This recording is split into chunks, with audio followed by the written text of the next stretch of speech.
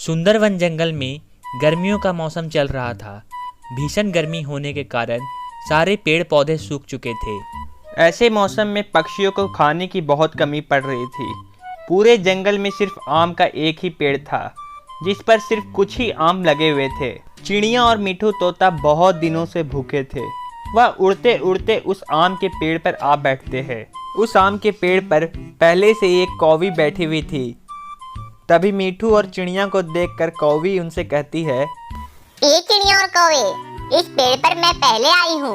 ये सारे आम मेरे हैं। मैं किसी को अपना आम खाने नहीं दूंगी। चले जाओ तुम लोग यहाँ से। अरे वाह, ऐसे कैसे नहीं खाने दोगी तुम मुझे आम? इस पेड़ पर तो 3 आम लगे हुए हैं। एक मैं खा लूंगी, एक मिठू तोता खा लेगा और एक तुम खा लेना। अरे नहीं नहीं, ये तीनों आम मेरे हैं। एक मैं खाऊंगी, एक कालू कौवा खाएगा, एक मेरा बेटा रॉकी कौवा खाएगा इसे। फिर कौवी वह तीनों आम तोड़कर वहाँ से चली जाती है। हे भगवान, ये तो सारे आम तोड़कर चली गई। अब मेरे बच्चे क्या खाएंगे? मिठू भैया बताओ ना, अब हम क्या करें? अरे हाँ टूनी, ये तो बहुत गलत बात है। ये तो सारे आम तोड़कर चली गई। अब हम और हमारे बच्चे क्या खाएंगे? अरे बच्चों, अगर तुम्हें भूख लगी है तो मेरे पास आओ, मैं तुम्हें बताता हूँ खाना कहाँ मिलेगा। अरे मिठू भैया, ये आवाज कहाँ से आ रही है? अरे टूनी, लगता है ये आम का पेड़ हमसे बात करने की कोशिश कर रहा है। फिर टूनी और मिठू तोता आम के तने के पास जाकर बैठ जाते हैं। अरे मेरे प्यारे पक्षियों, यहाँ से 5 किलोमीटर दूर एक गुफा है। उस गुफा में जादुई तारबूज का पेड़ है। वहाँ से जितने भी तारबूज लो वो कभी खत्म ही नहीं होते। जाओ, जाकर वहाँ पर जी भर के तारबूज खा लो। पेड़ की यह बात सुनकर चिड़िया और मिठू तोता बहुत खुश हो जाते हैं। अरे वाह आम के पेड़ जी, आपने तो बहुत अच्छी खबर हमें बताई। आपका बहुत बहुत शुक्रिया आम के पेड़ जी। चलो टूनी, अब हम वहाँ जाकर तारबूज खा लेते हैं। फिर चिड़िया और मिठू तोता उड़कर जादुई तारबूज के गुफा के पास चले जाते हैं। ये देखो मिठू भैया, यहाँ है ये गुफा। फिर चिड़िया और मिठू उस जादुई गुफा में चले जाते हैं। गुफा में जाते ही वहाँ एक जादुई तारबूज का बेल लगा हुआ था, जिस पर बहुत सारे तारबूज उगे हुए थे। मिठू भैया, भगवान ने हमारी आखिर सुन ही ली। यहाँ पर तो बहुत सारे तारबूज लगे हुए हैं। चलो अब हम जंगल जाते हैं और सारे पक्षियों को बोल देते हैं कि यहाँ आए और तारबूज लेकर अपनी भूख मिटा ले। फिर मिठू तोता और टूनी चिड़िया एक एक तारबूज उठाकर अपने घर की ओर चल पड़ते हैं। और घर पहुंचकर टूनी चिड़िया तारबूज काटकर अपने बच्चों को खिला देती है। मम्मा मम्मा, इतने सूखे मौसम में तुमने इतने स्वादिष्ट और मीठे तारबूज कहाँ से लाए मम्मा? अरे चिड़िया बेटा, ये तारबूज का पता मुझे बड़े से आम के पेड़ ने बताया। अब इस जंगल का कोई भी पक्षी रात को भूखा नहीं सोएगा। सबको भरपेट तारबूज खाने को मिलेंगे। चलो अब कबूतर और उसकी पत्नी को भी तारबूज के बेल का पता बता देते हैं। फिर मिठू तोता कबूतर और कबूतरी को भी तारबूज की बेल का पता बता देता है। फिर तो हम कल ही जाएंगे और अपना भोजन ले आएंगे। और दूसरी तरफ कौवी भी बैठकर अपने परिवार के साथ आम खा रही थी। अजी पता है जी, जब मैं आम तोड़ रही थी तब वहाँ पर मिठू तोता और टूनी चिड़िया भी आई थी। तो फिर तुमने उन्हें मारकर भगा क्यों नहीं दिया? नहीं नहीं जी, मैंने उन्हें मारा नहीं, सिर्फ सारे आम तोड़कर चली आई। अरे कौवी, अब हमें भोजन कहाँ से मिलेगा?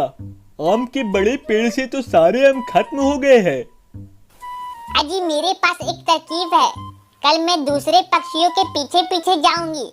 जहाँ से उन्हें खाना मिलेगा मैं वहाँ से ही खाना ले लूंगी। अगली सुबह सारे पक्षी पीपल के पेड़ के नीचे बैठ जाते हैं। कोई भी पक्षी उन दुष्ट कौवों को जादुई तरबूज का पता नहीं बताएगा। अगर उन्हें पता चल गया तो वो वहाँ भी उल्टे फुल्टे काम करेंगे। फिर सारे पक्षियाँ वहाँ से उड़कर गुफा की ओर चले जाते हैं। वहीं पर कौवा और कौवी भी पेड़ के पीछे छुपकर पक्षियों की सारी बातें सुन रहे थे। देखा कालू जी, वो गंदी शक्ल वाला कबूतर हमारे खिलाफ सबको भड़का रहा था। हाँ हाँ कौवी, और साथ में वो मिठू तोता भी बड़ी बड़ी बातें कर रहा था। चलो अब हम उनके पीछे पीछे चलते हैं और देखते हैं वो कहाँ जा रहे हैं। यह कहकर दुष्ट कौवा और कौवी दूसरे पक्षियों के पीछे पीछे उड़ते हैं। टूनी, अब जब तक बरसात नहीं होती हमें यहीं से भोजन मिलता रहेगा। हाँ हाँ कबूतरी बहन, चलो अब इन मीठे तरबूजों को लेकर चलते हैं, वरना अगर कौवा और कौवी ने हमें देख लिया तो ये सारा तरबूज वो खा जाएंगे। फिर सारे पक्षी अपना अपना तरबूज तोड़ते हैं और अपनी घर की ओर चले जाते हैं। और जैसे ही सारे पक्षियाँ अपना खाना लेकर जाते हैं, उस गुफा में कौवा और कौवी पहुंच जाते हैं। कौवी, ये देखो, हमें तो खजाना मिल गया। देखो इसमें कितने बड़े बड़े तरबूज लगे हैं। अरे हाँ हाँ कौवे, चलो अब इन सारे तरबूजों को लेकर चलते हैं और सारे तरबूज हम खा लेंगे और जंगल के सारे पक्षी फिर भूखे मरेंगे। हाँ हाँ कौवी, चलो अब तुम इन तरबूजों को तोड़ो, फिर मैं इन्हें अपनी बोरी में भर लेता हूँ। फिर कौवा और कौवी उस जादुई बेल से तरबूज तोड़कर अपनी बोरियों में भर लेते हैं। अरे कालू, इन तरबूजों का तो बोझ बहुत ज्यादा है, मैं तो इन्हें नहीं ले जा पाऊंगी।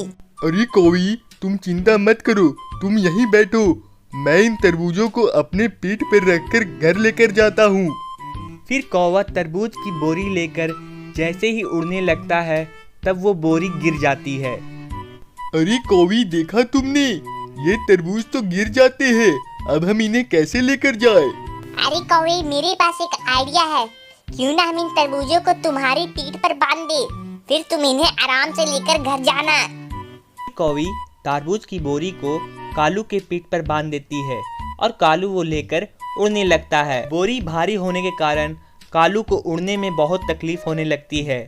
वो कभी ऊपर जाता तो कभी नीचे आता। जैसे तैसे कर कर कालू कौवा नदी के पास पहुंचता है। तभी बहुत ज़्यादा होने के कारण कालू कौवा तरबूज के साथ नदी में गिर जाता है और डूबकर मर जाता है। पास ही के डाल पे बैठा एक बुलबुल कालू कौवा को डूबते देख लेता है और जाकर मीठू तोता को सारी बातें बता देता है। अरे भाई मीठू तोता, मैंने आज बहुत बड़ी दुर्घटना देखी। ये कालू कौवा वजनदार तरबूज की बोरी लेकर नदी में गिरकर मर गया। अरे ये तो बहुत ही दुख की बात है। चलो अब इस बात को हम कालू की पत्नी कौवी को बता देते हैं। यह कहकर मीठू तोता गुफा की ओर जाता है और कौवी से सारी बातें कह देता है। अरे कौवी, ये देखो क्या हुआ, आखिर तुम्हारी लालच ने तुम्हारे पति को मार डाला। अरे ये क्या बोल रहा है तुम मीठू तोता, मेरा पति तो मेरे घर गया है तरबूज लेकर। ये कौवी, जब तेरा पति तरबूज लेकर घर जा रहा था तो नदी पार करते समय गिरकर मर गया। हे भगवान, अब ये क्या हो गया, अब मैं किसके सहारे जीऊंगी, मेरी लालच ने तो मेरी पति को मार डाला। सुंदरवन जंगल में सेठ चीचू कौवे का एक बहुत बड़ा जामुन का खेत था, जो इसकी नौकरानी टूनी चिड़िया संभाला करती थी। अरे अरे टूनी चिड़िया, मेरे खेत में कैसा काम चल रहा है, सब कुछ ठीक तो है ना? हाँ सेठ जी, सब कुछ ठीक है, मैंने कल ही कीड़े मारने वाली दवाई डाली है खेत में। और टूनी, मैंने जो कल नए बीज लाए थे वो कैसे है? सेठ जी, वो बीज तो बहुत ही अच्छे हैं, उन बीजों के पेड़ से मोटे मोटे जामुन उग रहे हैं। अरे अरे वाह, ये तो बहुत अच्छी न्यूज है, इससे तो हमें और भी ज्यादा पैसे मिलेंगे। जी सेठ जी। चीचू सेठ ने टूनी को अपनी खेतों की देखरेख के लिए रखा था, क्योंकि टूनी चिड़िया एक बहुत ही अच्छी किसान थी, पर उसकी कोई भी अपनी जमीन नहीं थी, जिसकी वजह से वह सेठ चीचू कौवे के खेत में काम करती थी और सेठ चीचू कौवा उसे महीने की तनख्वाह दिया करता था। एक दिन की बात है, जब टूनी चिड़िया सवेरे सवेरे अपने खेतों में आती है तो देखती है उसके पेड़ों से बहुत सारे जामुन के गुच्छे गायब है। अरे ये क्या, कल तो मैंने यहाँ बहुत सारे जामुन के गुच्छे देखे थे, पर आज तो नहीं है। खैर छोड़ो, जाने दो, लगता वो मेरा वहम था, शायद मुझे ही कोई गलतफहमी हो गई होगी। टूनी चिड़िया ने इस बात पर ज़्यादा ध्यान नहीं दिया और वह वापस अपने काम में जुट गई और 7 बजते ही टूनी चिड़िया अपना काम खत्म कर अपने घर को चली गई। फिर अगले दिन वह वापस अपने खेत में आई तो देखी आज भी जामुन के गुच्छे गायब थे। अरे अरे, आज भी जामुन के गुच्छे गायब थे, कल ही तो मैंने यहाँ पर बहुत सारे जामुन के गुच्छे देखे थे, अब लगता है मुझे उस चोर को पकड़ना ही पड़ेगा, वरना सेठ जी को अगर पता चला कि जामुन के गुच्छे गायब है तो वो मुझे नौकरी से निकाल देंगे। टूनी चिड़िया ने ठान लिया कि आज वह उस जामुन चोर को पकड़ कर रहेगी। शाम के 7 बजते ही टूनी चिड़िया ने अपना सारा काम खत्म कर एक बड़े से पेड़ के पीछे जाकर छिप गई और साथ में एक डंडा भी ले लिया। आने दो उस चोर को, अगर वो आज मुझे मिला तो मैं उसे मार मार कर आज उसकी चटनी बना दूंगी। बड़ा आया मेरे खेतों से चोरी करने वाला, आज के बाद वो मेरे खेतों से कभी चोरी नहीं कर पाएगा। टूनी चिड़िया ने अपने खेत पर नजर गड़ाए रखी थी। आधी रात हो गई थी, लेकिन अभी तक जामुन चोरी करने वाला चोर नहीं आया था। अरे ये क्या, इंतजार करते करते आधी रात हो चुकी है, फिर भी वह जामुन चोर अभी तक नहीं आया। टूनी चिड़िया थोड़ा सा परेशान हो गई, पर फिर भी उसने हार नहीं मानी। उसने रात भर अपनी खेतों की निगरानी की और जब सुबह के 6 बजे तो उसने देखा आसमान से 2 खूबसूरत परी चिड़िया उसके खेतों में आती है और जामुन के कुछ गुच्छे को तोड़ लेती है। अच्छा, तो ये परियां हैं जो मेरी जामुन की चोरी कर रही है। इतना बोलकर टूनी जल्दी से अपने खेत में पहुंची। अरे आप तो परियां हो ना, तो आप मेरे खेतों से जामुन क्यों चुरा रही हो? अच्छा, इस फल को जामुन कहते हैं। हमारे परीलोक में यह पेड़ नहीं उगता, इसलिए हम इस फल को यहाँ आकर चुरा रहे थे। प्लीज परियां जी, आप मेरे जामुन के खेतों से जामुन मत चुराइए, वरना मेरे मालिक मुझे नौकरी से निकाल देंगे। ठीक है टूनी, अगर तुम चाहती हो मैं चोरी नहीं करूं, तो मुझे जामुन की खेती करना सिखाओ। ठीक है परिया, मैं तुम्हें जामुन की खेती करना जरूर सिखाऊंगी। फिर दोनों परियों के साथ टूनी उड़कर उनके बादल घर की ओर चली गई। अरे वाह, आप लोग यहाँ रहती हो, ये तो बहुत ही खूबसूरत जगह है। हाँ टूनी, यह बहुत ही खूबसूरत जगह है, पर यहाँ पर जामुन की खेती नहीं होती है। अरे चिंता मत करो परियां, मेरे पास जामुन के बीज है। ये लो, तुम इन बीजों को बादलों में लगा दो, फिर यहाँ भी स्वादिष्ट जामुन के पेड़ उगने लगेंगे। फिर सारे पक्षी मिलकर बादल में जामुन के बीजों को लगा दिए और कुछ ही समय बाद वहाँ पर एक बड़ा सा जामुन का पेड़ उगा। अरे वाह टूनी, यहाँ पर तो बहुत ही बड़ा जामुन का पेड़ उगा और उसमें बहुत सारे जामुन के गुच्छे आ गए। तुमने तो कमाल ही कर दिया। फिर दोनों परियां खुश होकर टूनी को गिफ्ट में बहुत सारा सोने का सिक्का दे दी। अरे वाह, इतना सारा सोना, अब तो मैं बहुत ही अमीर हो जाऊंगी। शुक्रिया परी चिड़िया, शुक्रिया। फिर टूनी कबूतर एक सुनसान रास्ते से जा रहे थे, तभी अचानक उनकी गाड़ी खराब हो जाती है। हे भगवान, हमारी गाड़ी तो खराब हो गई। अब इस सुनसान रास्ते में कोई मैकेनिक भी नहीं है जिससे हम अपनी गाड़ी बनवा सके। अजी बंटी कबूतर जी, अगर इस सुनसान जंगल में हमारी गाड़ी नहीं चालू हुई तो हम कहाँ रहेंगे? ये तो बहुत खतरनाक जंगल है, यहाँ तो बहुत सारे खतरनाक जानवर रहते हैं। अगर वो आ गए रात को तो हमें मारकर खा जाएंगे। ठीक है टूनी, मैं गाड़ी को बनाने की कोशिश करता हूँ। बहुत कोशिश करने के बाद भी बंटी कबूतर से गाड़ी नहीं बनी। अरे टूनी, ये खटारा गाड़ी तो बनी नहीं रही है मुझसे, अब मैं क्या करूँ? तभी वहाँ पे अचानक से एक काला कौवा आता है। उसे देख टूनी डर जाती है। मेम साहब, क्या हुआ मेम साहब? मुझे देखकर डर क्यों रही हो आप? मैं तो आपकी मदद करने आया हूँ।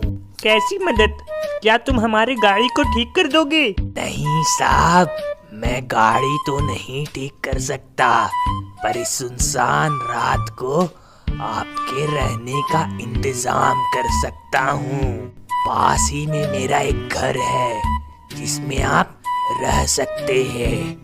कल सुबह तक मैकेनिक आ जाएगा आपकी गाड़ी ठीक करने के लिए। तभी टूनी डरते हुए बंटी कबूतर से बोलती है। अजी बंटी कबूतर जी, मुझे ये काला कौवा कुछ ठीक नहीं लग रहा है, मैं इसके घर नहीं जाऊंगी रहने। अरे टूनी, तू डर मत, ऐसा कुछ नहीं है। ये कौवा तो हमारी मदद करने आया है, तू इससे डर मत, मैं तुम्हारे साथ हूँ ना। फिर टूनी और बंटी कबूतर काले कौवे के साथ उसके घर चले जाते हैं।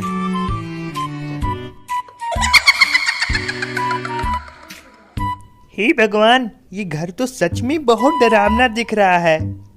डरिए मत साहब, यहाँ आपको कुछ नहीं होगा। मैं आपके इस खाने और सोने का इंतजाम करता हूँ। तभी वहाँ से कौवा चला जाता है। अजी बंटी कबूतर जी, मुझे कुछ ठीक नहीं लग रहा है। ये बगल वाले कमरे से काफी अजीब अजीब आवाजें आ रही है। मुझे बहुत डर लग रहा है बंटी कबूतर जी। अरे टूनी, तुम डरो मत, मैं तुम्हारे साथ ही चलता हूँ और देखता हूँ इस कमरे में आखिर है क्या। तभी वहाँ से बंटी कबूतर और टुनी चिड़िया कमरे में चले जाते हैं और वहाँ पर देखते हैं भूतिया चुड़िया चुड़ैल बैठी हुई है। आखिर तुम लोग मेरे जाल में फंसी गए। मैं बहुत दिनों से भूखी थी, अब मैं तुम दोनों को मार कर खा जाऊंगी और अपनी भूख मिटाऊंगी। नहीं भूतिया चिड़िया जी, हमें मत मारो। हमारे छोटे छोटे 2 बच्चे हैं, वो हमारा घर पे इंतजार कर रहे हैं। हाँ हाँ, मत मारो चुड़ैल जी। हाँ हाँ हाँ,